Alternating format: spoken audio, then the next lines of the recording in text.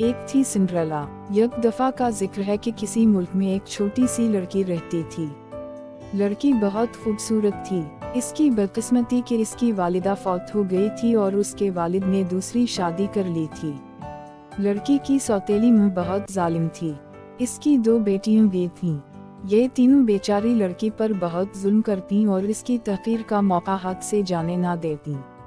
तीनों उसे सिंड्रेला के नाम से पुकारती। कुछ ही दिन बाद सब इसको सिंड्रेला के नाम से बुलाने लगे, यहाँ तक कि इसके वालिद को भी इसका असल नाम याद ना रहा और वो भी सिंड्रेला ही कहकर बुलाने लगा। एक रोज उनके घर शाही महल से दावतनामा आया। दरअसल बादशाह और मलका को शहजादे के लिए एक खूबसूरत लड़की की तलाश थी। इन्होंने एक बहुत बड़ी दावत का एहतमाम किया और मुल्क की तमाम लड़कियों को इसमें मदऊ किया, ताकि शहजादा लड़कियों को देखकर अपनी पसंद बता सके। दावतनामा देखकर सिंड्रेला की दोनों सौतेली बहनों ने इस पर खूब तनस किया और कहने लगी, तुम तो इस दावत में नहीं जा सकोगी, क्योंकि ना तो तुम्हारे पास अच्छे कपड़े हैं और ना ही तुम इतनी खूबसूरत हो कि इस शानदार तकरीब में जा सको। यही बातें सुनकर सिंड्रेला को बहुत दुख हुआ, लेकिन वो खामोशी से सब कुछ सुनती रही। आखिरकार दावत वाले दिन दोनों सौतेली बहनों ने सिंड्रेला को कहा कि वो दावत में जाने के लिए तैयार होने में उन दोनों की मदद करे। सिंड्रेला ने दोनों की तैयारी में मदद की। बहुत सा मेकअप करके और नए कपड़े पहनकर भी वो इतनी अच्छी नहीं लग रही थी जितनी अच्छी सिंड्रेला अपने फटे पुराने कपड़ों में बगैर मेकअप के थी। ये देखकर दोनों बहनें गुस्से में पाँव पटकती शाही महल की तरफ चली गईं। उनके जाने के बाद सिंड्रेला उदास और गमगीन बैठी थी कि एक परी इसके पास आई और बोली, मैं तुम्हारी निगहबान परी हूँ, तुम उदास मत हो, तुम जरूर शाही महल वाली दावत में जाओगी। सिंड्रेला ने कहा, ये कैसे हो सकता है, मेरे पास ना तो अच्छे कपड़े हैं और ना ही कोई सवारी। परी ने कहा, तुम जल्दी से अपने घर के बागीचे में जाओ और एक बड़ा सा कद्दू तोड़ कर ले आओ। सिंड्रेला परी के कहने पर अपने बागीचे से सबसे बड़ा कद्दू तोड़ कर ले आई। परी ने कद्दू लेकर जादू की छड़ी लहराई तो वो एक खूबसूरत बघी में तब्दील हो गया। अब परी ने किचन से 2 चूहे पकड़े और उनको छड़ी लहराकर घोड़ों में तब्दील कर दिया। घोड़ों को बघी में जोतकर परी ने एक और मोटा सा चूहा पकड़ा और जादू के जोर से इसको बघी का कौचुअन बना दिया।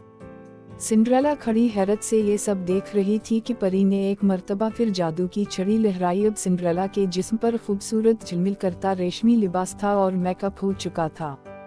परी ने कहा, प्यारी सिंड्रेला, अब तुम फौरन दावत में पहुंच जाओ और देखो, रात 12 बजे से पहले तुम वापस आ जाना, क्योंकि इस वक्त मेरा जादू खत्म हो जाएगा। सिंड्रेला ने परी से वादा किया और शाही महल की तरफ चल दी। महल में सिंड्रेला की खूब पजीराई हुई। लोगों ने दिल खोलकर इसके हुस्न की तारीफ की, यहाँ तक कि सिंड्रेला की दोनों सौतेली बहनों ने भी उसे ना पहचाना। कुछ देर बाद शहजादा सिंड्रेला के पास आया और इससे पूछा, क्या तुम मेरे साथ डांस करोगी? सिंड्रेला उठकर शहजादे के साथ चली गई और आधी रात तक दोनों डांस करते रहे। अचानक सिंड्रेला को याद आया कि 12 बजने वाले हैं और उस वक्त परी का जादू खत्म हो जाएगा।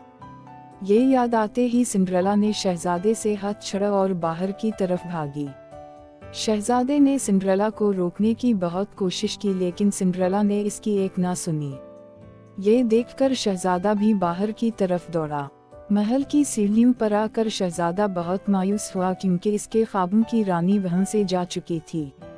शहजादे ने ये ना देखा कि वहाँ एक गरीब लड़की फटे पुराने कपड़ों में मलबूस हाथ में बड़ा सा कद्दू ले खड़ी थी और 3 चूहे इसके इर्द गिर्द भाग रहे थे। दरअसल रात के 12 बज चुके थे और परी का जादू खत्म हो गया था। शहजादा मायूसी के आलम में महल के अंदर वापस जाने लगा तो उसे सीढ़ियों पर एक शीशे की तरह शफ़ाफ चमकदार खूबसूरत नरम व नाजुक जूता नजर आया। उसने जूता उठा लिया। दूसरे दिन हर घर में लड़कियां बैठी इस खूबसूरत लड़की के बारे में बातें कर रही थीं, जिसने आधी रात तक शहजादे के साथ डांस किया था और इसके जाने के बाद शहजादे ने महफिल खत्म कर दी थी। सिंड्रेला की सौतेली बहनें भी इस लड़की की खुशकिस्मती के मुतालिक गुफ्तगू कर रही थीं कि दरवाजे पर दस्तक की आवाज सुनाई दी। इनमें से एक ने दरवाजे पर जाकर देखा तो शहजादा बाहर खड़ा था और इसके साथ एक मुलाजिम था जिसने हाथ में एक प्लेट पकड़ी हुई थी। इस प्लेट में मखमल में लिपटा नाजुक सा जूता रखा था। इसने कहा जिस किसी के पाँव में ये जूता पूरा आ जाएगा वो ही शहजादे की दुल्हन बनेगी। ये सुनते ही दोनों सौतेली बहनों ने जूता पहनने की कोशिश की, लेकिन उनके पाँव इतने मोटे और भद्दे थे कि वो जूता उनके पाँव में आया ही नहीं। दोनों की नाकाम कोशिश के बाद सिंड्रेला ने आगे बढ़कर शहजादे से पूछा, क्या मैं ये जूता पहन कर देखूं? शहजादे ने मुलाजिम को इशारा किया और उसने जूता सिंड्रेला को दे दिया। सिंड्रेला ने जूता जमीन पर रखकर इसमें पाँव डाला तो बड़े आराम से उसे पहन लिया। शहजादे ने गौर से उसका चेहरा देखा तो कहने लगा, बेशक ये वही है मेरे ख्वाबों की रानी जिसकी तलाश में मिस्र गर्दन था। शहजादे ने सिंड्रेला से पूछा, क्या तुम मेरे साथ शादी करोगी? सिंड्रेला ने फौरन हामी भर ली। दूसरे ही रोज सिंड्रेला और शहजादे की शादी हो गई और हम इस शादी में सिंड्रेला की सौतेली बहनों ने भी शिरकत की।